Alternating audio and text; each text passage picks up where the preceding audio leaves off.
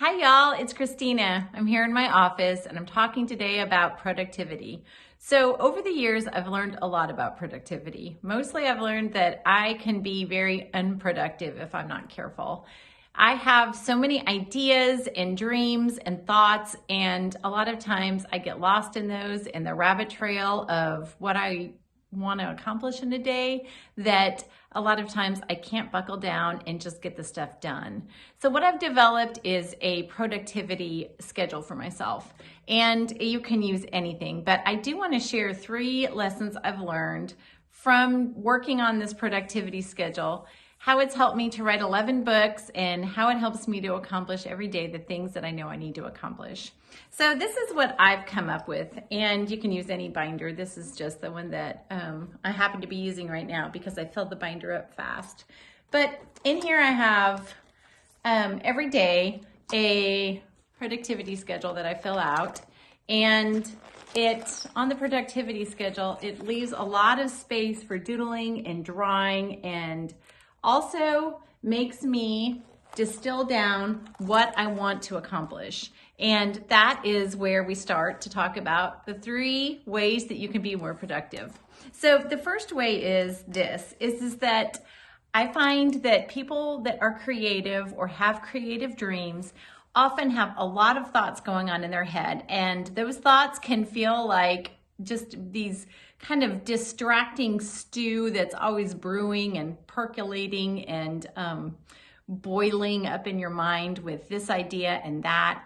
And the trap that oftentimes creative people fall into is that we follow all those ideas here and there, and at the end of the day, there's a lot of ideas, but there's not much work actually done. So the first thing I recommend is to get your pencil out and draw and write and doodle. This is part of what I do every day. I always make sure that I have space that I can do that, because it is so helpful for me to be able to get those ideas out. And sometimes it becomes just a list, and sometimes it becomes a drawing, and sometimes it becomes just doodles. And then, some days it's one idea that turns into a whole bunch of other ideas.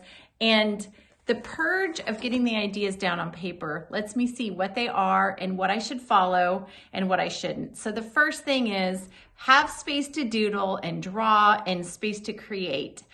This is also super helpful for getting your mind working when you're stuck. So that's the first one.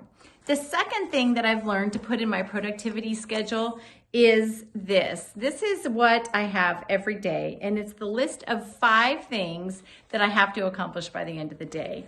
This is helpful for me because, like I said, when I have a lot of ideas, I find that sometimes I get so buried in research or interesting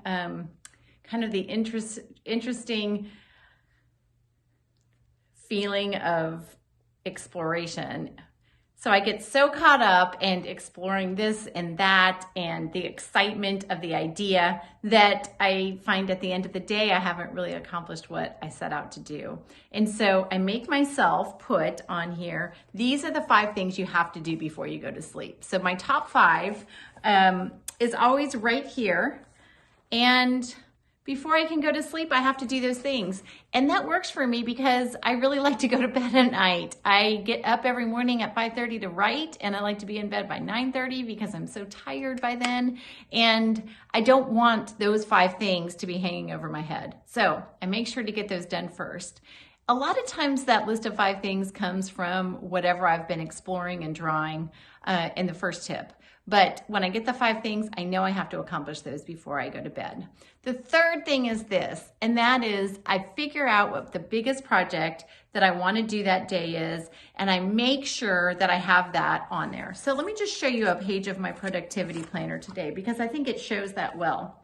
So I have 3 areas of my life that I'm always working on. My writing is right up here. Also, this is like charity or parenting or house stuff that I need to tackle. And I'm also a teacher. These are the teacher things I need to tackle that day. I only teach part-time. So on days that I'm not teaching, I'm working on lesson plans or grading papers. But here's my top 3 things. And I also take a lot of space to explore those. And I also take space down here to pray about those. So right here I write out a prayer every day, and I also have a Bible verse that I spend time in.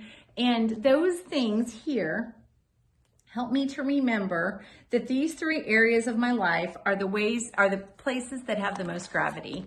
And I make sure that the project that needs to get done in each one of those are where I'm pulling my biggest to-do list from. So if my goal is to post more on social media, I make sure that in all those things, I have some specific ways that I'm doing that. And I'm writing those every day, so I never lose sight of these are the biggest areas of my life that I want to make sure that I keep coming back to.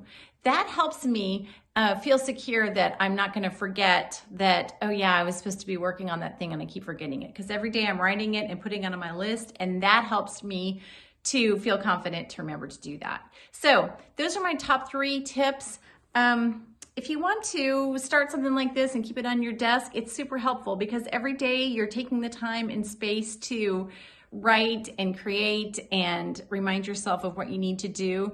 And then you have accountability. And I think for creative people, accountability and boundaries are so important because we're really great in the big vision and the energy and the excitement, but remembering to keep our nose down and do the things and accomplish them are where we fall apart. So I hope these tips are helpful, and they can also help you just like they helped me.